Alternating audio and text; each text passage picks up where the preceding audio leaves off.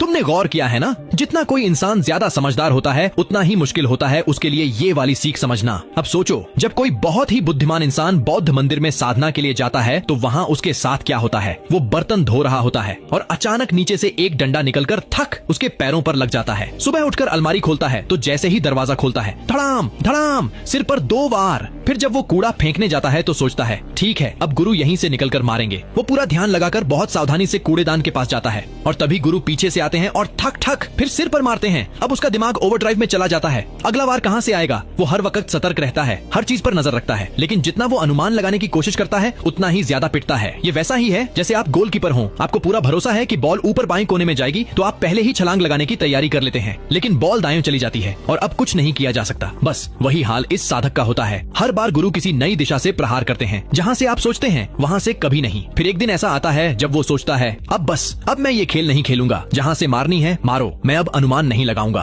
और धीरे धीरे उसका मन शांत हो जाता है। फिर एक सुबह जब उसका दिमाग पूरी तरह शांत होता है, वो देखता है कि गुरु आ रहे हैं और बिना सोचे उसका शरीर अपने आप प्रतिक्रिया देता है, वार से बच जाता है। कोई सोच नहीं, कोई प्लान नहीं, बस सहज प्रतिक्रिया। और वही असली सीख होती है। बुद्धिमान लोग अक्सर यही बात नहीं समझ पाते कि जिंदगी की बहुत सारी चीजें तभी ठीक होती हैं जब आप कोशिश करना छोड़ देते हैं। सबसे अच्छे दोस्त तब बनते हैं जब आप दोस्ती करने की कोशिश नहीं करते। सबसे मजेदार लोग वो नहीं होते जो मजेदार बनने की कोशिश करते हैं, बल्कि वो होते हैं जो बिना सोचे कुछ अजीब सी सच्ची बातें बोल देते हैं। मुझे देखना अच्छा लगता है जब कोई समझदार इंसान झुंझलाकर कहता है मैं इतना दिमागदार हूँ फिर भी सब मेरे हिसाब से क्यों नहीं चलता। असल में जवाब बड़ा सिंपल है, क्योंकि जिंदगी के बहुत से हिस्सों में आपका सबसे अच्छा प्रदर्शन तब होता है जब आप सोचना छोड़ देते हैं और बस होने देते हैं। और हाँ, जब मैं 33 साल का था तब मेरी जिंदगी का असली मोड़ आया। सब कुछ बेहतर होने लगा क्योंकि मैंने अपनी आदतों पर ध्यान देना शुरू कर दिया।